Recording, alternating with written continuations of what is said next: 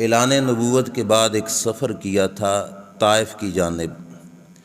طالب علم حضرات اسکول کے بھی اس بات سے واقف ہیں کہ انہوں نے حضور علیہ الصلاۃ والسلام کے ساتھ سلوک اچھا نہیں کیا۔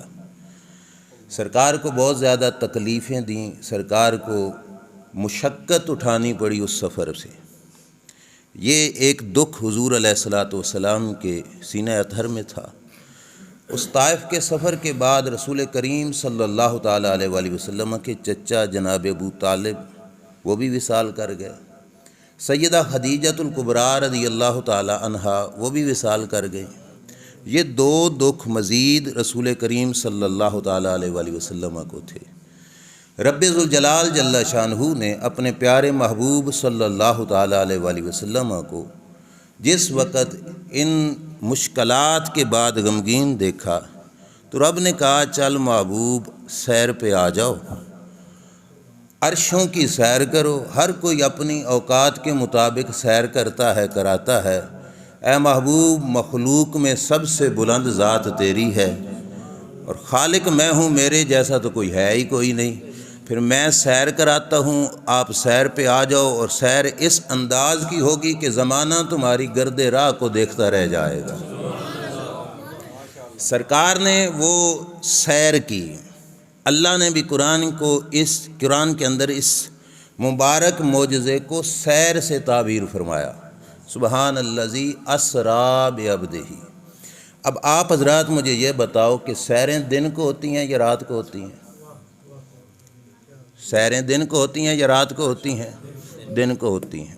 آپ حضرات یہاں سے چلے جاؤ ناران کا آغان، صرف رات کے وقت شام پڑھ کے جاؤ، مثال ہے قریب ہو، اگر رات ساری پھر آ کے صبح واپس آ جاؤ، اس سیر کا کیا مطلب؟ سیریں تو دن کو ہوتی ہیں۔ اللہ کریم نے سیر کرانی تھی اپنے محبوب کو تو سیر کرائی رات کے وقت، اور رات بھی مہینے کی 30 راتوں میں سے وہ رات جس رات چاند بھی ڈوبا ہوا ہوتا ہے۔ 27ویں کی رات میں چاند کوئی نہیں ہوتا، گھپ اندھیری رات اللہ کریم نے اپنے محبوب کو سیر پہ بلا لیا۔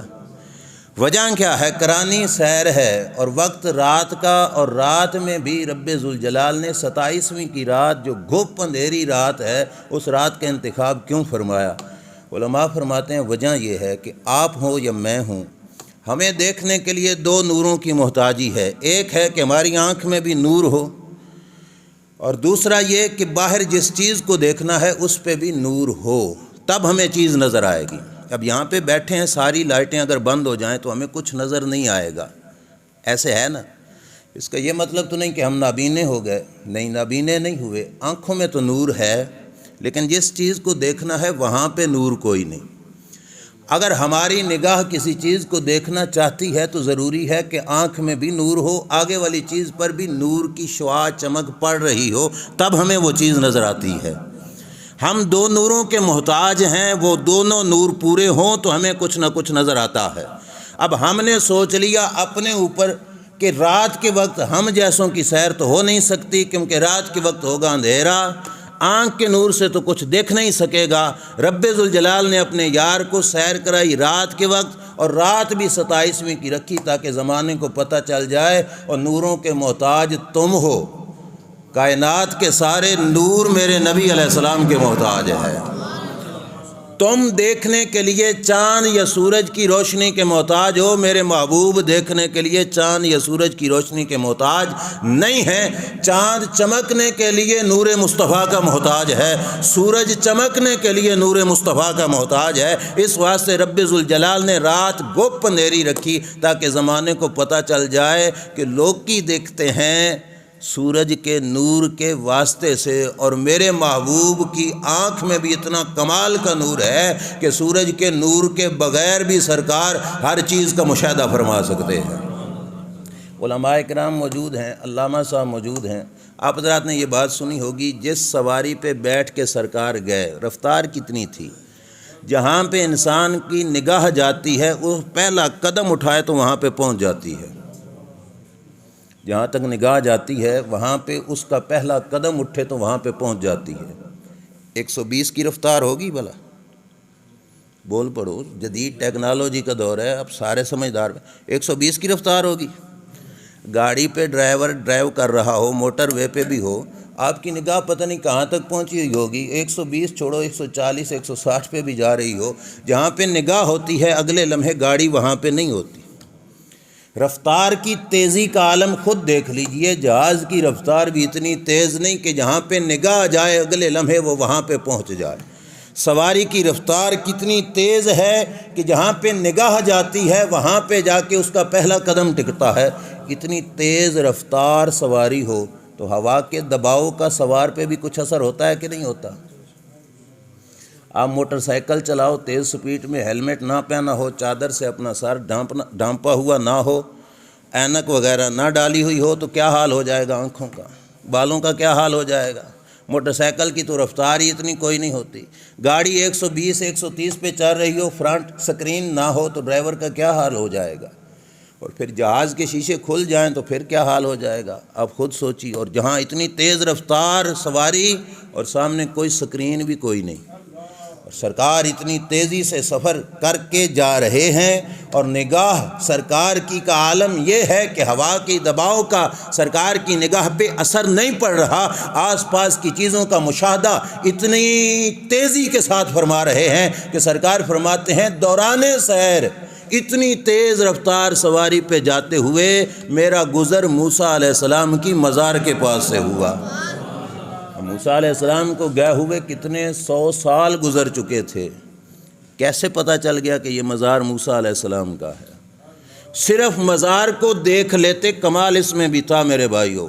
صحیح بات ہے کہ اتنی تیز رفتار سواری ہو اور اس پہ سوار بیٹھ کے جا رہا ہو تو یقیناً سڑک کے کنارے لگے ہوئے بورڈ کو بھی بندہ آسانی سے نہیں پڑھ سکتا، اور صرف مزار کو بھی دیکھ لیتے تو یہ بھی شان ایسی تھی جو معجزانہ شان تھی، جس کا مقابلہ کوئی کائنات میں نہیں کر سکتا تھا۔ صرف مزار نہیں دیکھی، یہ بھی دیکھا کہ ان منو مٹی مزار کے اندر سونے والی ہستی کا نام کیا ہے۔ صرف ہستی کو ہی نہیں دیکھا بلکہ کیا دیکھ لیا کہ اندر وہ ہستی کر کیا رہی ہے۔ فرماتے ہیں میں نے دیکھا کہ موسیٰ اپنی قبر میں کھڑے ہو کے نماز ادا فرما رہے ہیں۔ دونوں ترجمے ہیں، علماء کرام دونوں انداز میں بیان کرتے ہیں، ایک یہ ہے کہ نماز پڑھ رہے تھے، اور دوسرے کہتے ہیں کہ آج اتنے عزیز مہمان کا گزر ہونا ہے تو موسیٰ علیہ السلام اتنی بے رغبتی تو نہیں کر سکتے کہ وہ اپنے کاموں میں یا نماز میں لگے رہیں۔ رب نے کہا ہوگا نہیں موسیٰ نمازیں دنیا میں بہت ہی پڑھ لیں، میرا یار گزر رہا ہے، اٹھ کے میرے یار پہ درود پڑھ، میرے یار کی بارگاہ میں درود کا نذرانہ پیش کر۔ تو اللہ کے نبی موسیٰ علیہ السلام اس حال میں تھے اور سرکار ان کو اس حال میں دیکھ رہے تھے۔ جس بات کی طرف میں آپ کو لے کے جانا چاہتا تھا وہ یہ ہے کہ رسول کریم صلی اللہ تعالیٰ علیہ وآلہ وسلم جس وقت اسی سفر سیر کے دوران ایک ایسے مقام سے گزرے جہاں سے اللہ کے رسول صلی اللہ علیہ وسلم نے ایک قوم دیکھی۔ قوم کی حالت سننا بڑی توجہ سے۔ سرکار دو عالم صلی اللہ تعالیٰ علیہ وآلہ وسلم نے ایک قوم دیکھی، یزرعون فی یوم و یحصدون فی یوم۔ سرکار نے دیکھا کہ وہ ایک دن زمین میں بیج ڈالتے ہیں، ہل چلاتے ہیں، اور اگلے دن فصل ان کی تیار بھی ہو جاتی ہے، پک بھی جاتی ہے، اور وہ فصل کاٹ کے اپنی فصل سے اناج حاصل کر کے اپنی کھیتی کا جو فائدہ ہے وہ بھی اٹھا لیتے ہیں۔ آپ کو سمجھ آ رہی ہے نا؟ ایک دن بیج ڈالا اور انتظار کوئی نہیں کرنی پڑی، اگلے ہی دن کیا ہو گئی، فصل پک بھی گئی۔ ہے کوئی اتنی فاسٹ قوم آج کل کے دور میں؟ ٹیکنالوجی کتنی عروج پہ چلی گئی، اتنی فاسٹ آج کل کوئی ہے صحیح بھائی جو ایک دن بیج بوئے اور اگلے دن فصل تیار بھی ہو جائے اور فصل پک بھی جائے اور پکی ہوئی فصل کاٹ کر وہ اناج بھی حاصل کر رہے ہیں؟ کوئی آج تک ایسے ہو سکے؟ سرکار دو عالم صلی اللہ علیہ وسلم نے جب یہ منظر دیکھا تو سرکار نے پوچھا ما ہؤلاء یا جبرائیل، جبریل بتاؤ یہ کون سے لوگ ہیں؟ اب جواب سننا بڑی خوش قسمتی سے مجھے اکثر چہرے طلباء کے نظر آ رہے ہیں، اور ڈھیر سارے یہاں پہ علماء بھی بیٹھے ہیں اور دیگر حضرات بھی جو ہمارے مسلمان سنی بھائی ہیں وہ بھی موجود ہیں۔ ذرا توجہ سے سننا، سرکار کو جو جواب ملا جبریل کی طرف سے وہ کیا ہے۔ سرکار کی بارگاہ میں جبریل عرض کرتے ہیں یا رسول اللہ، سرکار نے پوچھا نا یہ کون ہے، تو جبریل امین علیہ السلام عرض کرتے ہیں یا رسول اللہ یہ کوئی پرائے نہیں ہے، یہ تہاڈی امت کے لوگ ہیں، پرائے نہیں، تھوڑے اپنے امت ہی نے۔ کون ہیں؟ کہا ہؤلاء المجاہدون فی سبیل اللہ، یا رسول اللہ صلی اللہ علیہ وسلم، یہ آپ کی امت کے وہ خوش نصیب لوگ ہیں جن کی جسم کی طاقت اگر خرچ ہوئی تو فقط اللہ کی راہ میں صرف ہو رہی تھی، جن کی محنت کس کی خاطر، بولتے جاؤ، کس کی خاطر؟ اللہ کی خاطر، جن کی کوشش کس کی خاطر، جنہوں نے مشقتیں اٹھائیں تو کس کی خاطر، اللہ کی خاطر، جنہوں نے تکلیفیں اٹھائیں تو یہ ہیں آپ کی امت کے وہ خوش نصیب جو ایک دن اپنی محنت کے ساتھ بیج بوتے ہیں، رب ان کا قرضہ نہیں رہنے دیتا، اگلے دن ان کو پھل بھی عطا فرما دیتا۔ اگر آپ کو اب بھی سمجھ نہیں آئی تو میں واضح لفظوں میں سمجھاؤں، محلے میں سے آپ نے بھی دیکھا ہوگا اور بھی لوگ ہیں جو 4 بجے اٹھ جاتے ہیں، روڈ پہ نکلو، گاڑیاں بھگا کے کوئی منڈی کی طرف جا رہا ہے، کوئی کہیں جا رہا ہے، طلب رزق حلال وہ بھی ضرور عبادت ہے، لیکن وہ اپنے کاروبار کی خاطر نکلا، اپنی دکان کی خاطر نکلا، اپنے معاش کی خاطر نکلا۔ کسی مدرسے کا وزٹ بھی صبح 4 بجے جا کے کر لیا کرو، اور وہاں پہ دیکھو گے تو چھوٹے چھوٹے بچے بھی 4 بجے اٹھ کر ٹوٹیوں پہ نلوں پہ وضو کر رہے ہوں گے۔ اٹھا تو وہ بھی ہے، اٹھ یہ بھی گئے ہیں، وہ بھی مشقت اٹھا رہا ہے، مشقت یہ بھی اٹھا رہے ہیں۔ ان کی مشقت کس کی خاطر ہے؟ اللہ جل شانہ کی خاطر ہے۔ صفوں پہ بیٹھ گئے، چٹائیوں پہ بیٹھ گئے، اوپر سر پہ پنکھا چل رہا تھا یا نہیں چل رہا تھا، یا سردی کا موسم تھا، سر پہ چھت تھی یا نہیں تھی، مشقت یہ بچہ بھی اٹھا رہا ہے، پر کس کی خاطر؟ کس کی خاطر؟ کھانے کا وقت ہوا، مدرسے میں تھا یا نہیں تھا، اگر تھا بھی تو ایک نارمل سی دال پکی تھی، اس نے وہ بھی کھا لی، مشقت تو اس نے بھی اٹھائی، لیکن کس کی خاطر؟ اللہ تبارک و تعالیٰ کی خاطر۔ اللہ نے اپنے محبوب کو یہ نظارہ پہلے دکھا دیا کہ میرا کوئی امتی جو اس فیلڈ سے گزر رہا ہو اسے گھبرانا نہیں چاہیے، جب تیری محنت کوشش اللہ کی رضا کی خاطر ہو رہی ہے اور تجھے گھبرانے کی کوئی ضرورت نہیں۔ رب تجھے پھل مہینوں میں نہیں، رب تجھے اپنی محنت کا پھل دنوں میں عطا فرما دے گا۔ سمجھ آئی کہ نہیں آئی؟ ہر بندہ چاہتا ہے کہ میری محنت کا پھل مجھے جلدی ملے، اللہ کے رسول بتا رہے ہیں اور محنت کا پھل جلدی پانا ہے تو اپنی کوشش اللہ کی خاطر کر، رب کے لیے محنت کرے گا تو اگلے دن اللہ اس کی محنت کا پھل بھی اسے عطا فرما دے گا۔ ایسے ہے کہ نہیں؟ آپ کو شک ہونا تو میں تھوڑی مزید وضاحت کر دیتا ہوں۔ آپ کا بچہ مدرسے میں پڑھنے کے لیے گیا، ابھی سال بھی نہیں گزارا، مہینے بھی نہیں گزارے، کچھ وقت کے لیے گیا اور حلیہ اس نے نیکوں جیسا بنا لیا اور چند سطریں مدرسے میں بیٹھ کر قرآن کی سیکھ کے آ گیا، ابھی پورا حفظ بھی نہیں ہوا، ایک سورت بھی کمپلیٹ نہیں ہوئی، اتنا سا کچھ سیکھا، گھر میں پہنچا، مسجد میں آیا، امام صاحب چھٹی پہ تھے، اسے انتظار بھی نہیں کہ میری محنت کا پھل کب ملے گا۔ مسجد کے اندر صفیں لگی ہیں، لوگ انتظار میں بیٹھے ہیں کہ قاری صاحب ہیں، آئیں جماعت کرائیں، قاری صاحب نہیں تھے۔ آپ کا بچہ جو آج ہی مدرسے میں گیا تھا، 4 سطریں قرآن کی یاد کر کے آیا، محلے کے لوگوں نے پکڑ کر اسے مصلی پہ کھڑا کر دیا۔ اسے کوئی عام عہدہ نہیں ملا، اسے عہدہ ملا ہے سب لوگوں کی امامت کا۔ سندیں اٹھا کے اسے در در کے دھکے نہیں کھانے پڑے، ثبوت کے لیے اسے حوالے نہیں دینے پڑے کہ میں اتنے کورس کر چکا ہوں، میرے پاس اتنی زیادہ لمبی چوڑی سندیں ہیں، اسے حوالے نہیں دینے پڑے، زمانہ اس کے پیچھے چل رہا تھا۔ کچھ سمجھ آ رہی ہے آپ؟ غصہ تو نہیں کر گئے؟ یہ اللہ کے نیک بندوں کی شان ہے، اللہ نے ان کو عطا فرمائی ہے، ہم بیان کر رہے ہیں، سرکار شب معراج اس کا نظارہ فرما رہے تھے۔ دیکھو نا کہ اس بچے نے سندیں دکھا کر کہیں سے کچھ حاصل کرنے کی کوشش نہیں کی۔ اب مدرسے کے معتمم بیٹھے ہیں، آپ لوگوں کے علم میں بھی ہوگا کہ جہاں پہ بچے قرآن حفظ کر لیتے ہیں نا، بچوں کو سندیں اٹھا کے مسجدوں کے چکر نہیں لگانے پڑتے، بھائی سانو منزل واسطے رکھ لو، لوگ خود آ کے کہتے ہیں بھائی سانو مسجد واسطے امام دیو۔ ایسے ہے کہ نہیں؟ کیوں؟ ہی لوگ ہیں جن کا سرکار نے شب معراج نظارہ کیا، سرکار نے دیکھا کہ یہ وہ لوگ ہیں جن کی بیج ایک دن بویا گیا، اگلے دن رب نے ان کو ان کی محنت کا رزلٹ بھی عطا فرما دیا۔ اور صرف اتنا ہی نہیں، آگے سنیے، رسول کریم صلی اللہ تعالیٰ علیہ وآلہ وسلم کو جبریل امین علیہ السلام عرض کرتے ہیں، یا رسول اللہ صلی اللہ علیہ وسلم، صرف اتنا نہیں کہ دوسرے دن ان کو پھل ملتا ہے، تضاعف لهم الحسنہ بسبع مئۃ ضعف۔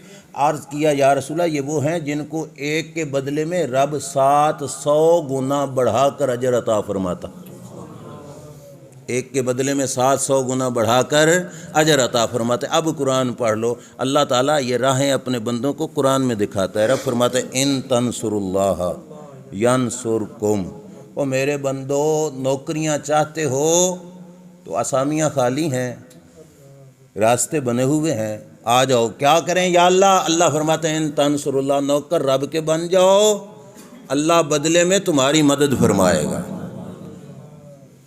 نوکری کرنا چاہتے ہو؟ بولیے، اے نوکری کرنا چاہتے ہو؟ اے جو قرآن بتا رہا ہے۔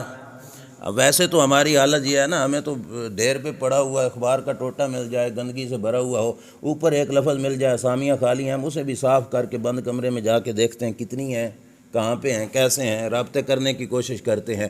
اے وہ اسامیاں ہیں جو اللہ کا قرآن فرما رہا ہے، اور اس میں کوئی لمٹ نہیں کہ وہاں تک حد پہنچ گئی تو رب کہے گا بھائی بس اب اور نہیں آئیں گے۔ یہ وہ ہیں جس کے اندر حد کوئی نہیں ہے، جتنے آئیں گے اللہ قبول فرماتا جائے گا۔ تو سمجھ آ رہی ہے؟ دنیا کی ہر ملازمت کی خاطر تعلیم کی کوئی نہ کوئی حد ہے، اتنا پڑھا ہوا ہو، اتنا پڑھا ہوا ہے۔ اے رب کے دین کے نوکر بننے کے لیے اللہ تبارک و تعالیٰ نے تعلیم کی شرط نہیں رکھی کہ پہلے بہت بڑا شیخ الحدیث بنے تو پھر رب نوکری قبول کرے گا، نہیں۔ جہاں پہ رب بہت بڑے عالم کی نوکری قبول کرتا ہے، وہاں پہ چھوٹے سے بچے کی بھی نوکری کو قبول کر لیتا ہے۔ علم الدین لاہوری کی نوکری قبول کی کہ کوئی نہیں؟ بولیے، غازی علم الدین لاہوری کی نوکری قبول کی کہ کوئی نہیں؟ اس کی خدمت رب نے واپس کر دی کہ تو عالم نہیں ہے؟ نہیں، اس کی نوکری کے لیے تعلیم کی بھی شرط، عمر کی بھی شرط کوئی نہیں۔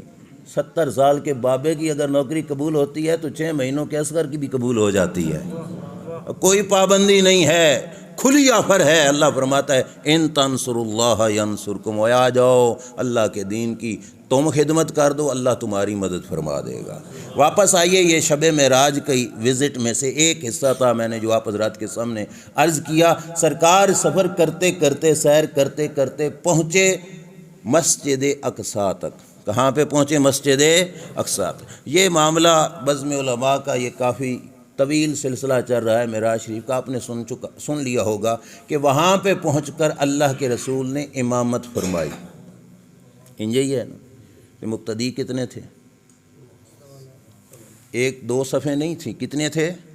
1.25 لاکھ کم و بیش انبیاء کرام علیہم السلام مقتدی تھے۔ عام مقتدی بھی نہیں تھے، کون تھے؟ اللہ کے نبی، اور کم و بیش 1.25 لاکھ تعداد تھی ان کی، وہ مقتدی بنے، رسول کریم صلی اللہ علیہ وسلم ان کے امام بنے۔ یہ بات آپ نے سنی ہوگی۔ جس بات کو میں آپ حضرات کے سامنے عرض کرنا چاہتا ہوں وہ یہ ہے کہ وہاں پہ سرکار دو عالم صلی اللہ تعالیٰ علیہ وسلم جس وقت نماز پڑھا چکے تو ایک جلسہ ہوا۔ کیا ہوا؟ صرف جلسہ ہی نہ کہوں، یوں کہہ دوں کہ ایک کانفرنس ہوئی۔ کیا ہوئی؟ کانفرنس۔ اے میرے سامنے کتاب پڑھی ہے، میں نے اوپر سے دیکھ کے ہی پڑھنا ہے، صرف آپ حضرات کی تسلی کی خاطر۔ عربی تبرک کے لیے کہ جو الفاظ وہاں پہ اس کانفرنس کے اندر بولے گئے وہ آپ کو سنانے ہیں۔ اب یہاں پہ پوری توجہ کر لینا۔ کیا ہوئی؟ کانفرنس ہوئی۔ کانفرنس میں خطاب کرنے کے لیے کون آئے تھے؟ اللہ کے نبی آئے ہوئے تھے۔ کون آئے ہوئے تھے؟ اللہ کے، سننے اللہ کے نبیوں کے خطاب۔ بولیے ہمارے سنتے یہ یہاں پہ اللہ کے نبیوں کے خطاب، میں ہوں بہو لفظ آپ کے سامنے پڑھ کر آپ کے سامنے عرض کروں گا۔ اللہ کے نبیوں نے مسجد اقصیٰ میں جو کانفرنس ہوئی وہاں پہ اللہ کے نبیوں نے خطاب فرمایا۔ سب سے پہلے اس کانفرنس کے اندر خطاب کیا اللہ کے نبی سیدنا ابراہیم خلیل اللہ علیہ السلام نے۔ کس نے خطاب کیا؟ اے لمبا چوڑا نہیں، بڑے لوگوں کی بات لمبی چوڑی نہیں ہوتی، تھوڑی سی ہوتی ہے اور اس کے اندر معنی بہت زیادہ ہوتے ہیں۔ اب اللہ کے نبی کا خطاب سننا۔ حضرت ابراہیم خلیل اللہ علیہ السلام اٹھے، سب سے پہلا خطاب حضرت ابراہیم علیہ السلام نے کیا۔ میں صرف ان کے خطاب کے لفظ بولتا ہوں، پھر ترجمہ سناؤں گا۔ ابراہیم علیہ السلام کہنے لگے الحمدللہ الذی اتخذنی خلیلا وآتانی ملکا عظیما وجعلنی امۃ قانتا یؤتم بی وانقذنی من النار وجعلها علی بردا وسلاما۔ اینا سارا خطاب، ایک کتاب کی 1.5 لائن بنتی ہے۔ کس کا خطاب ہے یہ؟ حضرت، اب ترجمہ سنو۔ اللہ کے نبی ابراہیم علیہ السلام مجمع ہے نبیوں کا۔ کن کا مجمع ہے؟ اب چھوٹی سی یہ کانفرنس نہیں تھی، کتنی بڑی کانفرنس تھی، جہاں مجمع کتنا تھا؟ تقریباً 1.25 لاکھ۔ اور عام لوگ نہیں بیٹھے تھے کہ صرف علماء ہوں یا صرف طلباء ہوں، یہ محلے معاشرے کے نہیں، اللہ کے نبی تھے، سارے کے سارے اللہ کے نبی تھے۔ اتنا بڑا مجمع، 1.25 لاکھ انبیاء اکرام علیہ السلام وہاں پہ تشریف فرما ہے۔ اللہ کے نبی ابراہیم علیہ السلام خطاب کرتے ہوئے کہتے ہیں ساری تعریفیں اس اللہ کی جس رب نے اپنی مخلوق میں سے مجھے اپنا خلیل بنایا ہے، مجھے اپنا یار بنایا ہے، یوں کہہ لو۔ اور آگے حضرت ابراہیم علیہ السلام کہنے لگے وَأَعْطَانِي مُلْكًا عَظِيمًا، مجھے بہت بڑی سلطنت عطا فرمائی، مجھے بہت بڑی، بول پڑھو یار، تسی سوچو بھائی سلطنت نمرود کول سی، ابراہیم علیہ السلام کیسے کہہ رہے ہیں کہ مجھے بہت بڑی سلطنت عطا فرمائی؟ اور یہ سلطنتیں نہیں، اللہ جہاں پہ چاہتا ہے اپنے پیاروں کو یہ بھی عطا فرما دیتا ہے، نہیں تو حقیقت میں سلطنتوں کے وارث رب کے یہ نیک بندے ہوتے ہیں۔ اور جیسے بصرہ کے اندر ایک شخص آیا نا، بصرہ، اس نے آ کے بصرہ کی گلیوں میں پوچھنا شروع کر دیا من سید حاضر البلدہ، اور تمہارے شہر کا چودھری کون ہے، سردار کون ہے، وڈیرا کون ہے؟ سب سے پہلے کسی سیانے سے پوچھ لیا، اس نے کہا بتاؤ تمہارے شہر کا سردار کون ہے؟ اس نے کہا ہمارے شہر کا سردار ابو الحسن بصری ہے۔ کون ہے؟ حضرت ابو الحسن بصری رضی اللہ تعالیٰ عنہ۔ نام پوچھتا پوچھتا حضرت ابو الحسن بصری کے ڈیرے پہ گیا، دروازہ کھٹکایا، دیکھا تو پھٹے پرانے کپڑوں والا سادہ سا انسان دروازے سے نکلا، اور نارمل سا گھر ہے ان کا، کوئی لمبی چوڑی کوٹھی بھی نہیں ہے۔ کہا بتانے والا بھول گیا، واپس پلٹوں اس سے پوچھوں بھائی میں تے چودھری دا گھر پوچھیا سی، تو کہنا گھر دس دیتا۔ واپس پلٹ کے اس سے جا کے کہتا ہوں بھائی میں نے پوچھا تھا بصرہ کا سردار کون ہے؟ تو کہا وہی تو بتایا تھا کہ حسن بصری ہے۔ کہا حسن بصری سردار کیسے؟ اس کا جواب سننا۔ انہوں نے کہا سردار وہ ہوتے ہیں، ایک جملہ، انہوں نے کہا سردار وہ ہوتے ہیں جن کے دروازوں پہ لوگ جا کے حاجتیں مانگا کرتے ہیں۔ ہم نے بڑے بڑے امیروں کو حسن بصری کے دروازے پہ دیکھا، حسن بصری کو کسی کے دروازے پہ جاتے نہیں دیکھا، تو پھر سردار حسن بصری ہوئے نا، بولو نا۔ تو حضرت ابراہیم علیہ السلام کیا کہتے ہیں کہ مجھے رب نے بہت بڑی سلطنت عطا فرمائی، بہت بڑی سلطنت مجھے عطا فرمائی۔ اور آگے کیا کہتے ہیں وَجَعَلَنِي أُمَّةً قَانِتًا يُؤْتَمُّ بِي، مجھے رب نے کائنات کا اتنا بڑا امام بنایا کہ قیامت تک میری امامت کی ابتدا ہوتی رہے گی۔ کیسے؟ ہم ہیں محمدی، لیکن ملت ہماری کون سی ہے؟ کون سی ملت ہے؟ آج بھی ابراہیمی ملت پہ ہیں کہ نہیں ہے؟ آج تک قیامت تک ملت ابراہیمی کا چرچا رہے گا۔ حضرت ابراہیم علیہ السلام نے کہا مجھے رب نے اتنی بڑی امامت عطا فرمائی، اور پھر آگے کیا کہا میں وہ ہوں کہ جس کی خاطر رب نے نمرود کی آگ کو ٹھنڈا فرمایا تھا، وَجَعَلَهَا عَلَيَّ بَرْدًا وَسَلَامًا، اور اس کو مجھ پہ سلامتی والا اور ٹھنڈا کر دیا تھا۔ اینا سارا خطاب ابراہیم علیہ السلام نے کیا، بیٹھ گئے۔ اگلا خطاب حضرت ابراہیم علیہ السلام کے بعد حضرت موسیٰ علیہ السلام نے کیا، یاد رکھو گے نا اے پوری کانفرنس۔ دوسرا خطاب کس کا؟ حضرت موسیٰ علیہ السلام کا۔ موسیٰ علیہ السلام کا خطاب سنو کیا کہنے لگے۔ موسیٰ علیہ السلام نے کہا الحمدللہ الذی کلمنی تکلیما وجعل ہلاک آل فرعون ونجات بنی اسرائیل علی یدی وجعل من امتی قوما یہدون بالحق وبہ یعدلون۔ بس اتنا سا کہا ساری تعریف اس رب کی جس رب نے مجھے کلیم اللہ بنایا، جس رب نے مجھے، یاد رکھو گے تو مزہ آئے گا، جس رب نے مجھے کلیم اللہ بنایا۔ اور آگے حضرت موسیٰ علیہ السلام کیا کہتے ہیں ساری تعریفیں اس رب کی جس نے میرے ہاتھ سے زمانے کے فرعون کو ہلاک کیا، جس نے میرے ہاتھ سے زمانے کے فرعون کو، ساری تعریفیں اس رب کی جس رب نے میرے ہاتھ سے بنی اسرائیل کو نجات عطا فرمائی۔ تو سمجھ بھی آ رہی کہ نہیں؟ کون کہہ رہا ہے؟ حضرت کیا کہتے ہیں کہ میرے ہاتھ سے فرعون کو ہلاک کرایا اور میرے ہاتھ سے ہی بنی اسرائیل کو کیا کیا؟ نجات عطا فرمائی۔ اللہ قرآن میں فرماتا ہے وَأَغْرَقْنَا آلَ فِرْعَوْنَ، ہم نے غرق کیا فرعون کو، فرعون کی آل کو، فَأَنْجَيْنَاكُمْ، اور ہم نے بنی اسرائیل کو کیا کیا؟ نجات عطا فرمایا۔ توجہ میری طرف کر لینا، موسیٰ علیہ السلام کیا کہتے ہیں؟ نجات ہوئی میرے ہاتھ سے، فرعون ہلاک ہوا، اللہ فرماتا ہے فرعون کو ہلاک کیا، قوم کو نجات دی۔ اب کون سچا؟ غیروں کے پاس جاؤ گے تو وہ ادھر ادھر پھسلا دیں گے، سنی مزاج میں بتائے گا اوے اللہ کا کلام بھی جھوٹا نہیں ہو سکتا، اللہ کا نبی بھی جھوٹا نہیں ہو سکتا، جو رب نے کہا وہ بھی برحق ہے، جو موسیٰ علیہ السلام نے کہا وہ بھی برحق ہے۔ کیسے؟ حقیقتاً نجات دینے والی ذات رب کی تھی اور وسیلہ رب نے موسیٰ علیہ السلام کو بنایا تھا۔ حقیقتاً فرعون کو غرق کرنے والی ذات رب کی تھی اور درمیان میں رب ذوالجلال نے ظاہری سبب جو لوگوں کے سامنے ظاہر کیا وہ حضرت موسیٰ علیہ السلام تھے، لہذا حکم کی نسبت اللہ کی طرف ہو تب بھی ٹھیک ہے، ظاہری سبب کی طرف ہو جائے تب بھی ٹھیک ہے۔ مزاج اہل سنت و جماعت کا، ہماری تقریریں، ہمارے خطبے اگرچہ 1400 سال کے بعد لوگ کہتے ہیں بریلی شریف کی سرزمین سے آئے، نا بابا، یہ تقریر مسجد اقصیٰ میں نبیوں کے مجمع میں بھی ہو رہی ہے۔ کسی نبی نے اٹھ کے یہ نہیں کہا یہ کیا ہو گیا، شرک ہو گیا، جو کام رب کی طرف منسوب ہے وہ اپنی طرف کیوں منسوب کر رہے ہو؟ سب سمجھتے تھے اللہ نے نجات دی، اللہ ہے حقیقی نجات دینے والا، اور موسیٰ علیہ السلام کو رب نے زمانے کے سامنے ظاہری سبب بنا دیا تھا۔ کتنی تقریریں ہو گئیں بھائی؟ کس کس کی؟ ابراہیم علیہ السلام اور موسیٰ علیہ السلام۔ آگے سنو جی، پھر کھڑے ہو گئے اللہ کے نبی حضرت داؤد علیہ السلام۔ کون؟ حضرت کیا تقریر کی؟ فرمانے لگے الحمدللہ الذی جعل لی ملکا عظیما، ساری تعریفوں اس رب کی جس نے مجھے بڑی سلطنت عطا فرمائی۔ آگے حضرت داؤد علیہ السلام کہنے لگے وعلمنی الزبور، ساری تعریفیں اس رب کی جس نے مجھے اپنی الہامی کتاب زبور کا علم عطا فرمایا۔ آگے سنو، فرمانے لگے وَأَلَانَ لِيَ الْحَدِيدِ، ساری تعریفیں اس رب کی جس نے لوہا میرے ہاتھوں میں موم کر دیا۔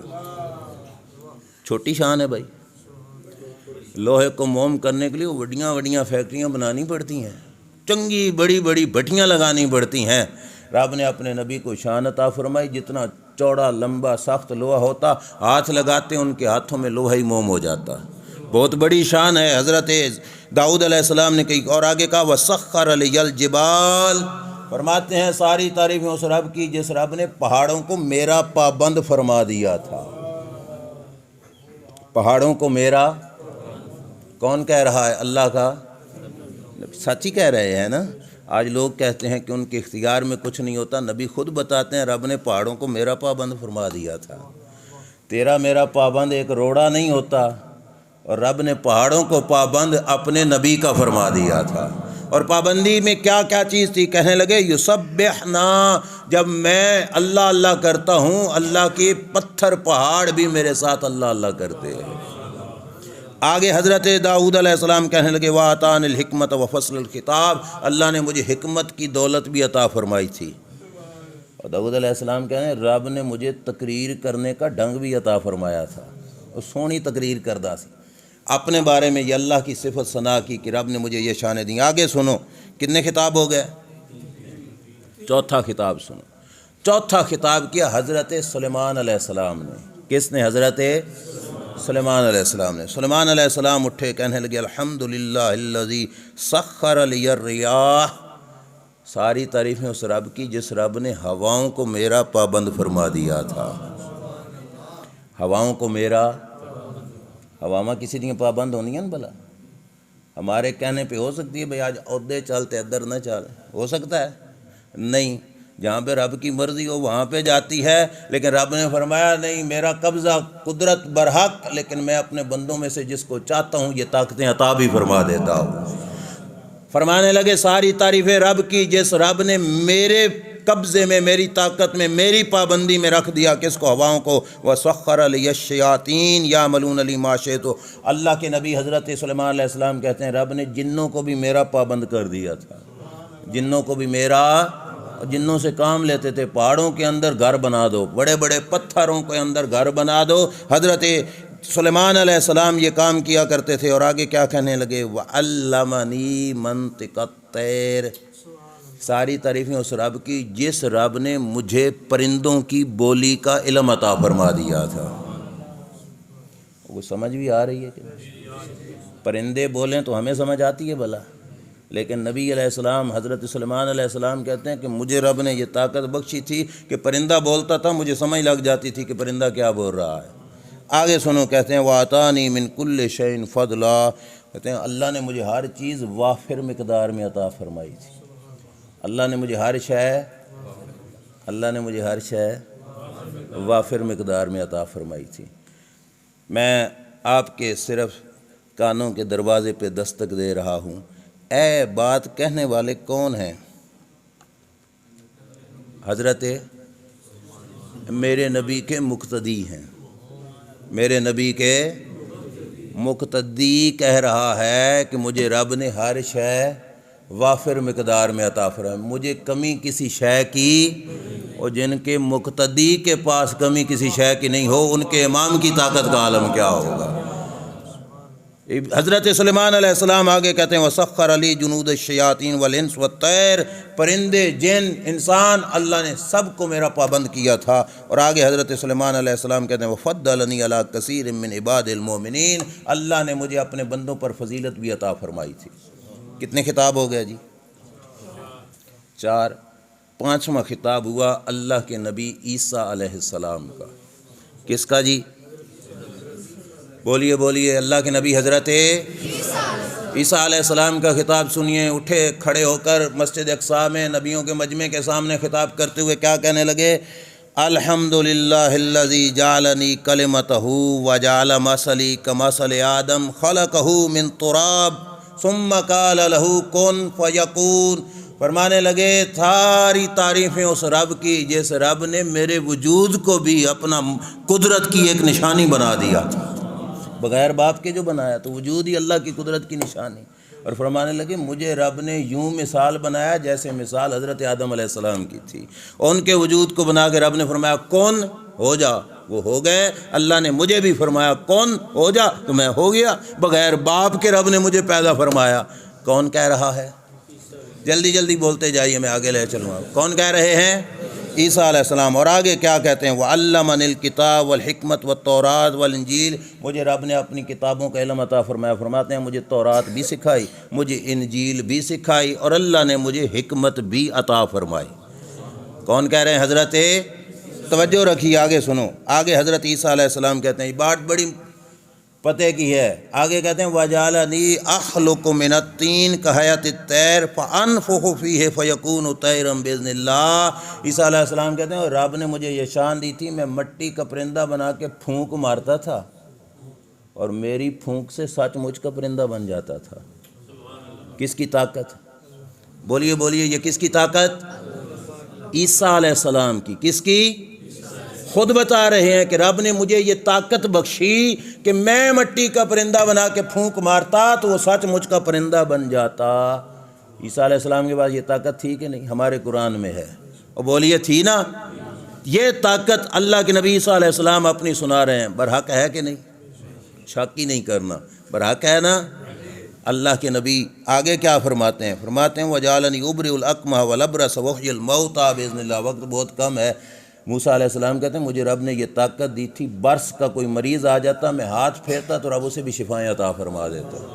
برس کہتے ہیں کوڑ کا مریض، جسم پہ داغ بن جاتے، حکیم اس وقت کے عاجز آ گئے تھے اس کا علاج کرنے سے، عیسیٰ علیہ السلام ہاتھ پھیرتے تو وہ بھی ٹھیک ہو جاتے۔ وَالْأَكْمَحَ، اکما وہ تھا جو مادر زاد اندھا توجہ سے، ایک ہوتا ہے آنکھ کا ڈھیلا ہو نظر کچھ نہ آئے، اور ایک وہ ہوتا ہے جو پیدا ہو تو یہ آنکھ کا ڈھیلا بھی نہ ہو سوراخ بھی نہ ہو، جیسے یہ چمڑی ہے ویسے ساری کی ساری ماتھے سے لے کے یہ ساری چمڑی ہو، آنکھ کا سوراخ بھی نہ ہو۔ بڑے بڑے حکیم اس کا علاج کرنے سے عاجز آ گئے۔ عیسیٰ علیہ السلام کو رب نے یہ شان بخشی کہ ایسا اندھا بچہ عیسیٰ علیہ السلام کے پاس لے جایا جاتا، عیسیٰ علیہ السلام بس صرف ہاتھ پھیرتے اور ان کے ہاتھ لگنے کی برکت سے سوراخ بھی بن جاتا، ڈھیلا بھی بن جاتا، اللہ اس ڈھیلے میں نور بھی پیدا فرما دیتا تھا۔ اور آگے کہتے ہیں مجھے رب نے یہ شان بخشی کہ میں مردوں کو بھی زندہ کر سکتا ہوں، میں مردوں کو بھی زندہ کر سکتا۔ کون کہہ رہا ہے؟ مقتدی۔ کون کہہ رہا ہے؟ جن کا مقتدی اتنی طاقتوں والا ہو، ان کا امام کتنی پاورفل طاقت والا ہوگا، کتنی طاقت رکھتے ہوں گے۔ عیسیٰ علیہ السلام یہ کہہ رہے ہیں ورفعنی وطہرنی، مجھے رب نے بلند شان دی، مجھے رب نے پاک کیا، وعاذنی وامی من الشیطان الرجیم، مجھے رب نے شیطان سے محفوظ رکھا، میری ماں کو بھی محفوظ رکھا۔ خطاب ختم ہو گیا عیسیٰ علیہ السلام کا، اب امتی ہو جاگ کے بیٹھنا۔ کتنے خطاب ہو گئے؟ کتنے خطاب ہو گئے؟ بس باری آ گئی خصوصی خطاب کی۔ صحنے چمن کو اپنی بہاروں پہ ناز تھا، وہ آئے تو سب بہاروں پہ چھا گئے۔ اب 5 خطاب ہو گئے، آخر پہ خصوصی خطاب ہونا تھا۔ اے حدیث پاک کے لفظ ہیں جس وقت حضرت عیسیٰ علیہ السلام بیٹھے اب اللہ کے رسول کھڑے ہو، اور سننا ہے خطاب رسول کریم کا، سننا فرق، سرکار کا انداز محبت سننا کتنا ہے، میں یہیں تک آپ کو لے کے آنا چاہتا تھا۔ سارے 5 نبیوں کے خطاب کے بعد اب باری آ گئی مدینے کے تاجدار صلی اللہ تعالیٰ علیہ وآلہ وسلم کی۔ میرے نبی علیہ السلام اٹھے اور اٹھ کے خطاب شروع کہاں سے کیا؟ فرمانے لگے الحمدللہ الذی ارسلنی رحمۃ للعالمین، ساری تعریفیں اس رب کی جس رب نے مجھے رحمۃ للعالمین بنا کے بھیجا۔ آپ نے شاید غور کیا کہ نہیں کیا، جو بات میں آپ کو سنانا چاہتا ہوں یہ ہے، ہر نبی نے اپنی اپنی شان بیان کی۔ کسی نے کہا مجھے رب نے خلیل بنایا، کسی نے کہا مجھے رب نے کلیم بنایا، کسی نے کہا میرے ہاتھ میں رب نے لوہے کو موم فرمایا۔ قربان جاؤں مدینے کے تاجدار کی عظمت پر، جن کی شانیں گننے بیٹھو تو گننے میں نہیں آتی، گننے میں نہیں آتی۔ بے شمار شانوں کے مالک رسول صفِ انبیاء میں، نبیوں کے مجمع میں خصوصی خطاب کے لیے کھڑے ہوئے تو اپنی ڈھیر ساری شانوں میں سے شان کون سی بیان فرمائی؟ میں تو یہی کہتا ہوں جو ان کی شان ہے اور ہم گناہگاروں کا مان ہے۔ گویا کہ سرکار نے وہاں پہ نظر ادھر رکھی ہوئی تھی ہم پر۔ ساری تعریفیں اس رب کی جس رب نے مجھے سارے جہانوں کی رحمت بنایا۔ اللہ کے رسول صلی اللہ علیہ وسلم کی یہ مہربانی شفقت، ان کی ڈھیر ساری شانوں میں سے سرکار نے رحمت للعالمین بیان کی۔ اور آگے سرکار دو عالم صلی اللہ تعالیٰ علیہ وآلہ وسلم کے لفظ سننے کیا کہتے ہیں؟ فرماتے ہیں وَقَافَةً لِلنَّاسِ بَشِيرًا وَنَذِيرًا، مجھے رب نے 1 2 3 کا نہیں سارے جہانوں کا رسول بنا کے بھیجا۔ بولتے جائیے، تقریر ختم ہونے کے قریب ہے۔ مجھے رب نے سارے جہانوں کا، اور بولیے، کسی نبی کی نبوت ایک شہر کے لیے، کسی کی ایک قبیلے کے لیے، کسی کی ایک پنڈ کے لیے، سرکار نے فرمایا میری نبوت قیامت تک کے لیے، میری نبوت۔ کوئی ان کی نبوت کے دائرے سے باہر نکل سکتا؟ قیامت تک زمانہ کس کا ہے؟ بولتے جاؤ، ڈرنا کس بات سے؟ قیامت تک زمانہ کس کا ہے؟ زمانہ کس کا ہے؟ سرکار کے زمانے میں، اب پوری جاگ کر مجھے جواب دینا، سرکار کی نبوت کے زمانے میں اب اس دور میں کوئی بندہ کلمہ پڑھے عیسیٰ علیہ السلام کا، مسلمان رہے گا؟ بول پڑو یار، ڈرتے کیوں؟ عیسیٰ علیہ السلام اللہ کے نبی کوئی نہیں ہیں، لیکن اب زمانہ کس کا ہے؟ سرکار کا۔ سرکار کے ہوتے ہوئے کسی اور کا نہیں، کلمہ چلے گا تو کس کا؟ بولو سارے، کس کا؟ سرکار کا۔ سرکار کے ہوتے ہوئے کوئی کلمہ پڑھے عیسیٰ علیہ السلام کا، پھر مسلمان کہو گے اسے؟ بولو نا یار، مسلمان سمجھو گے اسے؟ جو سرکار کے زمانے میں عیسیٰ علیہ السلام کا کلمہ پڑھے وہ مسلمان نہیں، جو موسیٰ علیہ السلام کا کلمہ پڑھے وہ مسلمان نہیں۔ کیوں؟ موسیٰ علیہ السلام بھی نبی ہیں، عیسیٰ علیہ السلام بھی نبی ہیں، لیکن ان کے ہوتے ہوئے سرکار کے آنے کے بعد ان کا کلمہ پڑھنا جائز نہیں۔ میں ہاتھ جوڑ کر آپ کے ضمیر پہ دستک دے رہا ہوں، جس نبی کی نبوت کے زمانے میں موسیٰ اور عیسیٰ کا کلمہ نہیں چل سکتا، قادیان کے مرزے کا کیسے چل سکتا ہے؟ سمجھ آئی؟ کوئی نہیں آئی؟ اور بولیے، موسیٰ علیہ السلام نبی ہیں لیکن اب کلمہ ان کا چلنا، عیسیٰ علیہ السلام نبی ہیں اب کلمہ ان کا چلنا، اور قادیانی ہے نبی؟ سوچ بھی نہیں سکتے ہم۔ سمجھ آئی نا؟ جن کے ہوتے ہوئے دوسرے نبیوں کا کلمہ پڑھنا جائز نہیں، غیر نبی کا امتی بننے کی کوشش جو کرے وہ ہمارا سجن ہو سکتا ہے؟ بڑی رحمتوں کی چھاں ہے یار، اس چھاں سے باہر نہ نکلنا، اور بڑے پیار والا یہ دائرہ ہے پیارے مصطفیٰ کریم علیہ السلام کا، باہر نہ نکلنا۔ کہیں بھی اتنا پیار نہیں ملے گا جتنا پیار مصطفیٰ کریم صلی اللہ علیہ وسلم کی رحمت کی چادر میں ملے گا۔ میں پوری ذمہ داری سے عرض کر رہا ہوں، ماں باپ کی گود میں بھی اتنا پیار نہیں ملے گا جتنا پیار مصطفیٰ کریم کی چادر رحمت کے نیچے ملے گا۔ صحیح بات ہے، اپنی خوش قسمتی پہ ناز کرو جس رب نے ہماری محنتوں کے بغیر ہمیں امتی بنایا مصطفیٰ کریم علیہ السلام کا، یہ ہماری خوش قسمتی ہے۔ جس نبی کا امتی بننے کے لیے نبی ترستے رہے، موسیٰ علیہ السلام التجائیں کرتے رہے، مولا ان کو امتی بنا دے۔ جن کا امتی بننے کے لیے نبی ترستے رہے، رب نے ہمیں مفت میں ان کا امتی بنا دیا۔ وہ خوش قسمتی ہے کہ کوئی نہیں؟ ایس گالتے تو بولو، خوش قسمتی ہے کہ نہیں؟ اور پھر وہ کتنا بدبخت ہوگا جو اس خوش قسمتی سے نکل کر اوروں کی طرف جائے۔ بدبختی ہوگی کہ نہیں ہے؟ کتنی بڑی بدبختی ہوگی جو اتنے کریم کی رحمت کی چھاؤں سے۔ اب میں آگے ابھی عرض کرتا ہوں کتنے کریم ہیں، ان کے پہلے جملے میں بھی کرم اتنا ہے جس کرم کے بدلے ہم ساری زندگی نہیں چکا سکتے۔ سچی بات ہے، اتنے بڑے مجمع میں کہا میں رحمت للعالمین ہوں۔ سننا آگے توجہ سے، ان کی کرم نوازی سننا، اور آگے کہا وانزل علی الفرقان فی بیان لکل شیء۔ سرکار فرمانے لگے ساری تعریفیں اس رب کی جس رب نے مجھے قرآن دیا، اور قرآن بھی وہ دیا جس نے حق کو باطل کو الگ کر کے رکھ دیا۔ وہاں پہ لفظ سرکار نے قرآن نہیں بولا، فرقان بولا، کہ مجھے رب نے وہ کتاب دی جس نے حق و باطل کے نکھیڑے کر کے رکھ دیے۔ فیہ بیان لکل شیء، اور اس کے اندر رب نے قیامت تک کی ہر چیز کا علم رکھ دیا۔ آگے بڑی توجہ سے، پورے توجہ سے، امتی خوش قسمتی پہ ناز کرو، اس رسول کی مہربانی۔ آپ کا سکا بیٹا کوئی بڑا افسر بن جائے تو خوش قسمت ہوتا ہے وہ باپ جس کو وہ بیٹا یاد رکھے افسر بننے کے بعد۔ انجے گال ہے کہ نہیں؟ اور یہ کتنی عظمتوں کی مالک اور ہم ان کے نوکر، سرکار کی کرم نوازی دیکھو ہم پہ کتنی ہے۔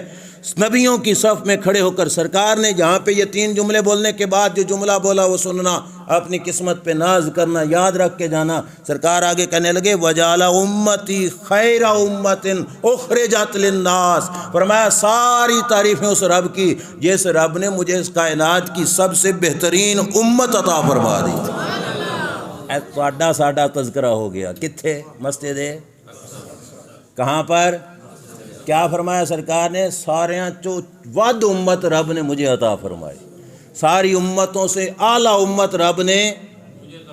میں اکثر تقریروں میں یہ کہہ دیتا ہوں، جب یہ بات کہتا ہوں، ہمارے بوٹیوں کا قیمہ بن جائے نا اور حضور کی عزت کی خاطر وہ قیمہ بھی رول جائے نا، تو ہم سرکار کے اس احسان کا بھی بدلہ نہیں دے سکتے کہ سرکار نے نبیوں کی صف میں کھڑے ہو کر ہم گنہگاروں کو یاد کیا۔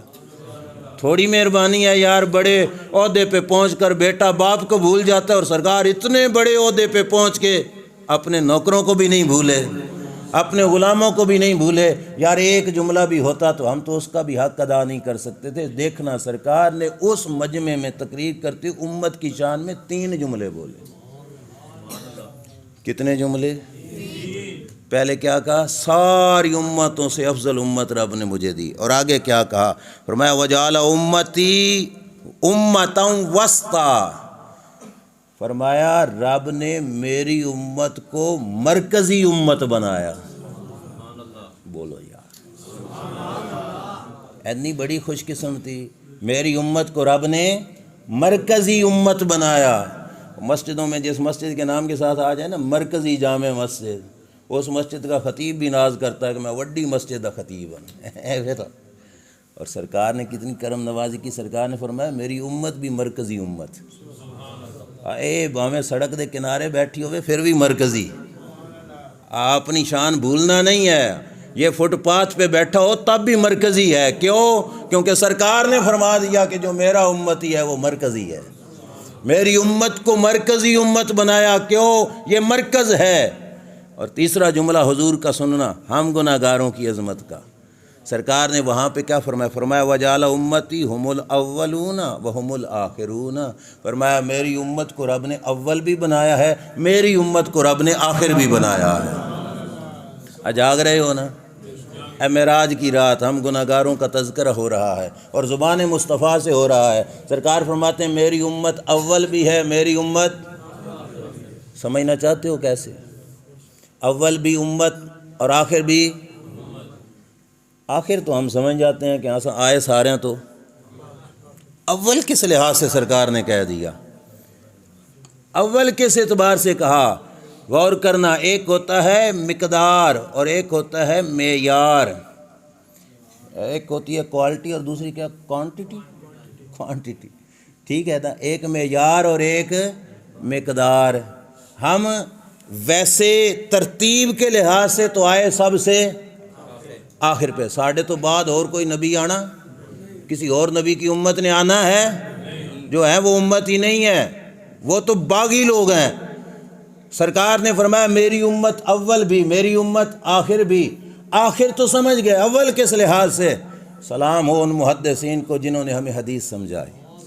انہوں نے کہا بھائی دنیا پہ آنے کے لحاظ سے آخر پہ ہیں، جنت جانے کے لحاظ سے ساروں سے پہلے جائیں گے۔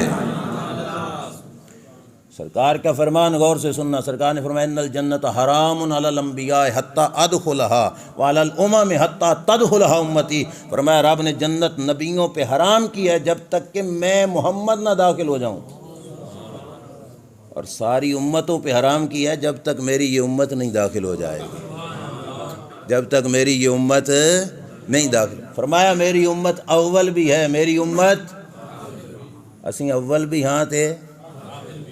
آگے سنو، بس حضور کا خطاب ختم ہوگا تو میں بھی اپنی بات ختم کر دوں گا، 2 لائنیں بلکہ 1.5 لائن بھی رہ گئی ہے۔ سرکار نے فرمایا وَشَرَحَ لِي صَدْرِي، ساری تعریفیں اس رب کی جس رب نے مجھے شرح صدر عطا فرمایا، وَوَضَعَ عَنِّي وِزْرِي، میرا بوجھ ہلکا کیا، وَرَفَعَ لِي ذِكْرِي، ساری رب شان اس رب کی جس نے میرے تذکرے بلند فرما دیے، جس نے میرے تذکرے۔ آگے سنو، آخری جملہ سرکار کے خطاب کا، سرکار فرماتے ہیں وَجَعَلَنِي فَاتِحًا وَخَاتِمًا، ساری تعریفیں اس رب کی جس نے مجھے فاتح بھی بنایا ہے، خاتم بھی بنایا ہے۔ یاد رکھو کیا کہا؟ جس نے مجھے فاتح بھی بنایا، خاتم بھی بنایا۔ کیسے؟ بس یہی سمجھا کے ختم۔ فاتح کا معنی ہوتا ہے کھولنے والا، کیا معنی ہوتا ہے؟ اور خاتم کا معنی ہوتا ہے بند کر دینے والا۔ سرکار فرماتے ہیں مجھے رب نے فاتح بھی بنایا ہے، مجھے ہی رب نے خاتم بھی بنایا ہے۔ یعنی سرکار اپنی شان بھی یہ بیان فرما رہے ہیں کہ میں اول بھی ہوں، میں اول بھی ہوں، میں آخر بھی ہوں۔ کیسے؟ فاتح جو اول ہوتا ہے وہ آخر نہیں ہوتا، جو آخر ہوتا ہے وہ اول نہیں ہوتا۔ مسجد میں محفل شروع ہوئی، قاری صاحب سے پوچھو جو سب سے پہلے آیا وہ تو ہو گیا اول، جو سب سے آخر پہ ہے وہ ہوا آخر۔ اب جو اول ہے وہ آخر کیسے ہو؟ جو آخر ہے وہ اول کیسے ہو؟ سرکار فرماتے ہیں میں اول بھی ہوں، میں آخر بھی ہوں۔ توجہ سے، سرکار کے اس جملے میں بڑی شان، سرکار نے فرمایا میں اول بھی ہوں، میں فاتح بھی ہوں، میں کھولنے والا بھی ہوں، میں بند فرمانے۔ کس لحاظ سے؟ جب جہان تھا نا روحوں کا، جہان تھا روحوں کا، ہماری بھی روحیں تھیں اور نبیوں کی بھی روحیں تھیں۔ اللہ نے روحوں کے جہان میں سب سے پہلے نبوت مصطفیٰ کریم کی روح کو عطا فرمائی، تو کیا بن گئے سرکار؟ کیا بن گئے؟ یعنی نبوت کا افتتاح کرنا تھا تو وہاں پہ پہلے، سب سے پہلے نبوت کس کو عطا فرمائی؟ حضور کریم علیہ السلام کو تو سرکار کیا بن گئے؟ فاتح۔ اور آگے کیا ہے کہ جس وقت زمانہ آیا اے جسموں کا، پہلے آدم علیہ السلام، پھر یہ کے بعد دیگرے 1.25 لاکھ پیغمبر گزرے، سب سے آخر پہ جس ہستی کے سر پہ تاج نبوت سجایا گیا وہ ہستی، بولو بولو بولو، کون؟ حضرت محمد مصطفیٰ صلی اللہ علیہ وسلم۔ اے بچوں سے بھی پوچھ لو، اللہ کے آخری نبی کا کیا نام ہے؟ حضرت محمد مصطفیٰ صلی اللہ علیہ وسلم۔ تو سرکار نے فرمایا میری دوہری شان ہے کہ میں باب نبوت کا فاتح بھی ہوں اور دور رسالت کا خاتم بھی ہوں۔ دروازہ نبوت کھلا تو مجھ سے، دروازہ نبوت بند ہوا تو مجھ سے۔ نگاہ عشق و مستی میں وہی اول، وہی آخر، وہی یاسین، وہی طٰہٰ، وہی ذات اول بھی ہے، وہی ذات آخر بھی ہے۔ جب اول معاملہ آیا وہاں پہ بھی رب نے اپنے محبوب کو رکھا، جب آخر آیا رب نے اپنے محبوب کو رکھا کہ اول میں بھی یار ہو آخر پہ بھی یار ہو۔ سرکار نے، اللہ نے حضور کو اول بھی بنایا۔ میری تقریر ختم۔ جس محبوب نے اپنے خاتم النبیین انہیں بیان کیا نا، تقریر کر کے بیٹھ گئے تو کدی کدی انج بھی ہوندا، آخری خطیب تو بعد دوبارہ نقیب آ ویندا، ٹھیک ہے، خطاب پر کچھ نہ کچھ حاشیہ چڑھاتے ہیں۔ سرکار کے خطاب کے بعد پھر ابراہیم علیہ السلام کھڑے ہو گئے۔ آخری جملہ سرکار کا یاد رکھنا، کیا کہا؟ میں اول بھی میں، یہ یوں سمجھ لو کہ میں فاتح بھی میں، خاتم النبیین بھی میں ہوں۔ حضرت ابراہیم علیہ السلام کھڑے ہوئے، اٹھ کے سارے نبیوں کو بلا کے کہتے ہیں بہذا فضلکم محمد صلی اللہ علیہ وسلم، اور یہ شان ہے جس کی وجہ سے رب نے ان کو سارے رسولوں کا سردار بنایا ہے۔ اور بھی ڈھیر ساری شانیں، ختم نبوت پر ابراہیم علیہ السلام نے کہا یہ ہے شان اعزازی، جس شان میں سرکار کو رب نے سب سے کیا کیا؟ افضل بنایا۔ ویسے ہر نبی کے دور کے بعد اور نبی کا دور آیا، اگلے نبی نے پچھلے نبی کا یا تو کلمہ پڑھایا یا اپنی نئی شریعت لا کر لوگوں کے سامنے پیش کی، ہر نبی کے بعد یہ آپشن رہا، لیکن واحد ہستی ہے صف انبیاء میں ہمارے نبی علیہ السلام کی، جنہوں نے دنیا سے جاتے پہلے کہا او بھائی میں آخر ہاں تے میرے بعد کوئی آ سکتا، کوئی آ سکتا، جڑا آوے گا وہ جھوٹا ہوئے گا، جو آئے گا وہ دجال ہوگا، وہ کذاب ہوگا۔ اب یاروں کے یار یار ہوتے ہیں اور یاروں کے دشمن، بولو بولو بولو، گل اوکھی بڑی جے تے ہے بڑی پائے کی۔ دوستوں کے دوست بھی انج نہیں، تو سجنا دے سجن بھی سجن، ٹھیک ہے، اور سجنا دے دشمن دشمن، پکے ہو اس گل تے؟ کائنات میں سب سے بڑے سجن ہمارے کون ہیں؟ مدینے کے تاجدار، ان سے بڑھ کر ہم پہ کسی کا احسان ہے تو جڑا حضور دا نہیں ہو ساڈا۔ میں ایک روایت، حضرت موسیٰ علیہ السلام نے اللہ کی بارگاہ میں، موسیٰ علیہ السلام فرماتے ہیں نا، ایک فقیر نے اللہ کی بارگاہ میں عرض کیا مولا، موسیٰ علیہ السلام سے اللہ نے پوچھا، پہلے یہ سن لو، اللہ نے پوچھا موسیٰ میرے لیے کیا کیا ہے؟ موسیٰ علیہ السلام نے عرض کیا یا اللہ ساری باتیں تیری خاطر ہیں۔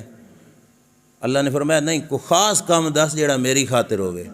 موسیٰ علیہ السلام نے عرض کیا پھر مولا آپ ہی دس کون سا کام ہے جو تیری خاطر بنتا ہے؟ موسیٰ علیہ السلام کو رب نے کہا اگر میری رضا کی خاطر میرے دوستوں سے دوستی رکھتا اور میرے دشمنوں سے دشمنی رکھتا تو خاص یہ کام تیرا میرے لیے تھا۔ اور پکے ہو اس گل تے؟ اللہ دے رسول دے دوست ساڈے بھی تے انہاں دا دشمن ساڈا یار کدی ہو سکدا نہیں، تے جڑا انہاں دی ختم نبوت نہ مننے وہ ہمارا دوست ہو سکتا ہے؟ بولو بولو بولو بولو، ہمارا دوست ہو سکتا ہے؟ نہیں۔ کیوں؟ ہمیں حشر میں اس نے کام نہیں آنا، حشر میں ہمارے کام مصطفیٰ کریم نے آنا ہے۔ سچی بات ہے، اگر سرکار نے دھتکار دیا تو کوئی بھی سنبھالنے والا نہیں ہوگا اس جان میں، سچی بات ہے۔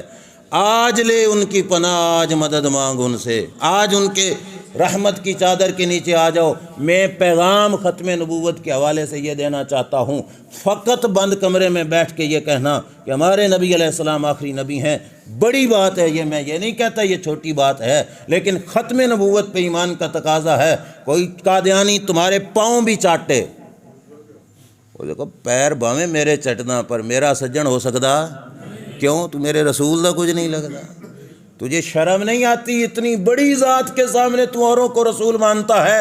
نہ، جس ذات کے سامنے موسیٰ علیہ السلام کی نبوت نہیں چل سکتی، جس ذات کے سامنے عیسیٰ علیہ السلام کی نبوت نہیں چل سکتی، جس ذات کے سامنے 1.25 لاکھ پیغمبروں میں سے کوئی پیغمبر دعوی نبوت نہیں کرتا، اپنا زمانہ نہیں چلاتا، اس نبی کے زمانے کے سامنے غیروں کا زمانہ کیسے چل سکتا ہے؟ ہمارا ایمان ہے یا رسول اللہ جو تمہارا نہیں وہ، جو تمہارا نہیں وہ، جو تمہارا نہیں وہ۔